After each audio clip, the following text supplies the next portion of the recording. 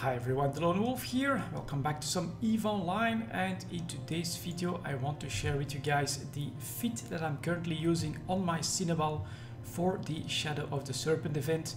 Now, as you guys probably know, I don't think that the Shadow of the Serpent event is entirely where it should be. I actually think that there's a little bit of work and improvement that needs to be done. So I'm not going hardcore into the event itself, but someone did request a look at the Cynabal fit, and I had forgotten that I didn't add the fit at the end of the video when I was actually using it.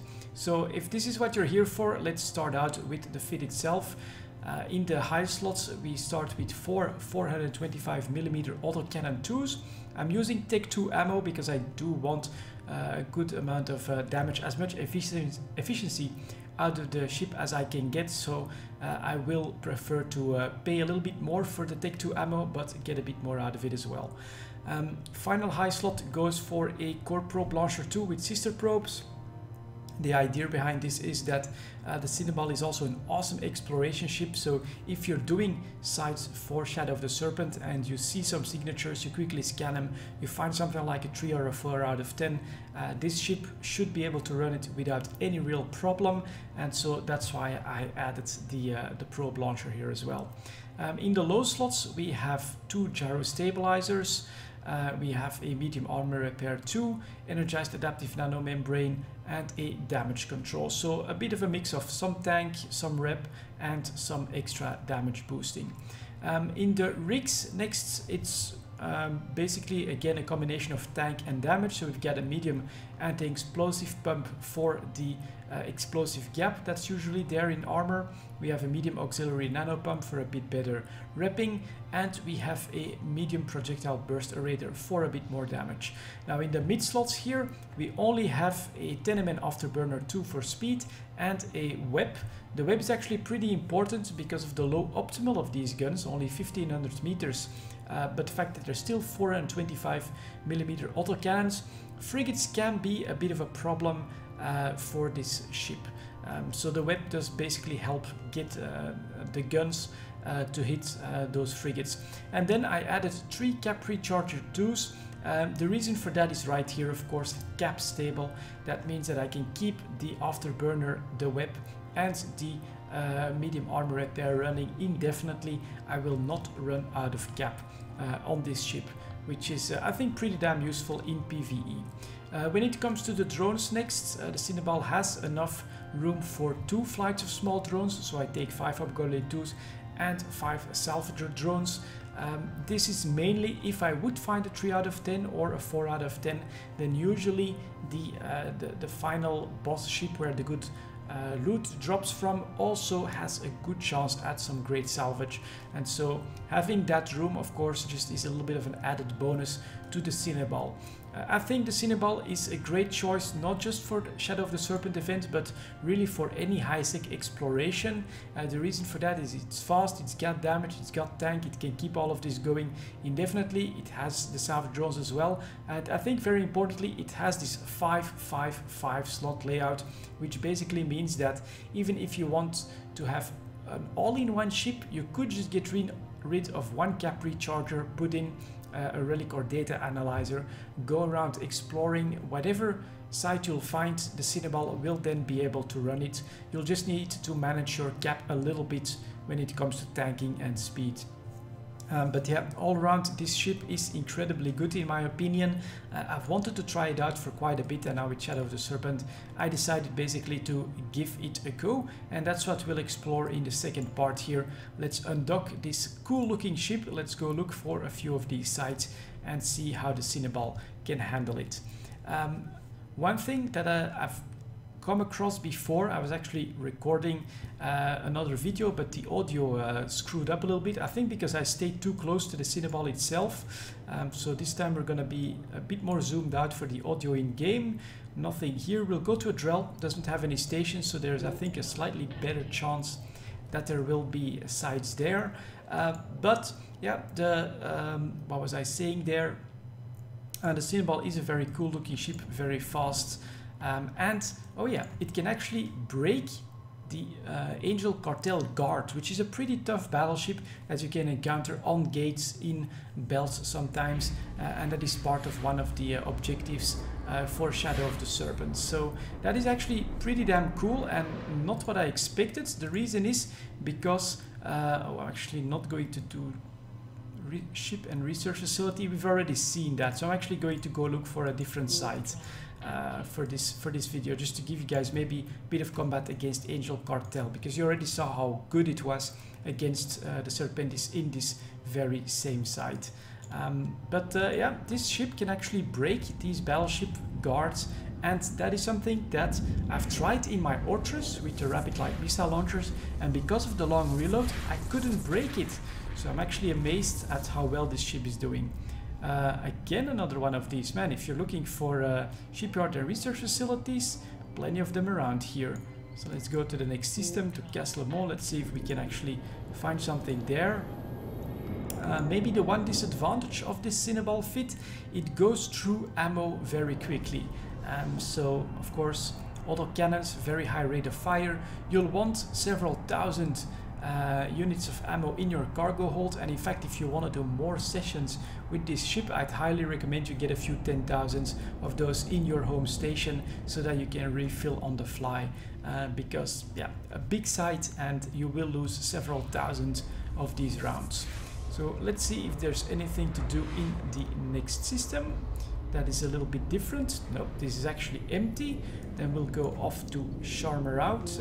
Charmerout is a low-sec connection, so usually a bit less activity there as well. Maybe there's something good to grab here. And other than that, I must say the Cynabal, in my opinion, is another one of those awesome looking ships in EVE Online. Pretty damn iconic. It has a little bit of Jove feeling to it. You know, you've got this insect organic look on the back here, a bit like a carapace of an insect.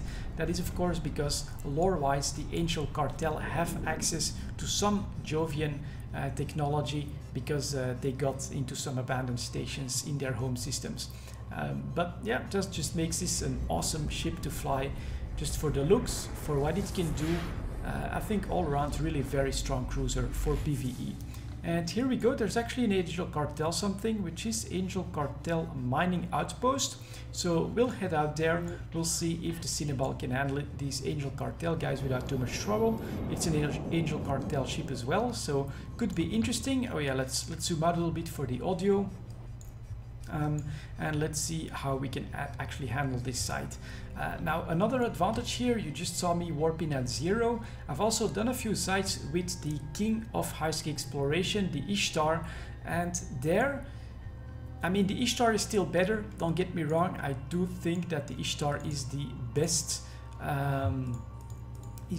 high-sky explorer when it comes to combat sites, but you do need to be a little bit careful at where you warp in. You want to have 30, 40, maybe even 50 kilometers in distance between yourself and the mob, so that you have sentry drones, for instance, that they can do their job before you're completely surrounded. So here we go, this guy should be getting in range. Let's start hitting Angel Cartel frigates. We'll also add our drone damage here, then we'll take one as a bit of an anchor. We'll orbit this Angel Cartel cruiser at 2500, and then let's see if we can actually handle it. And now this sounds a little bit better, not too much volume from all of the fire that's happening. There's a first explosion. Your next Angel Cartel frigate. You can see here, let's see if we get misses from my guns. Hobgoblin misses. Well, we got small hits of 120. So these Angel Cartel frigates are actually pretty tough. They have really a decent tank, quite a bit of speed. They're actually focusing one of my Hobgoblins, so let's see if we can get this guy back here before we lose him. Returned, yes. Then this one will be next. Let's see if, oh my god, they're really going after my drones. I probably dropped them a little bit too early. So let's recall this one here as well. You don't want to lose them though, you don't have a second set of small drones.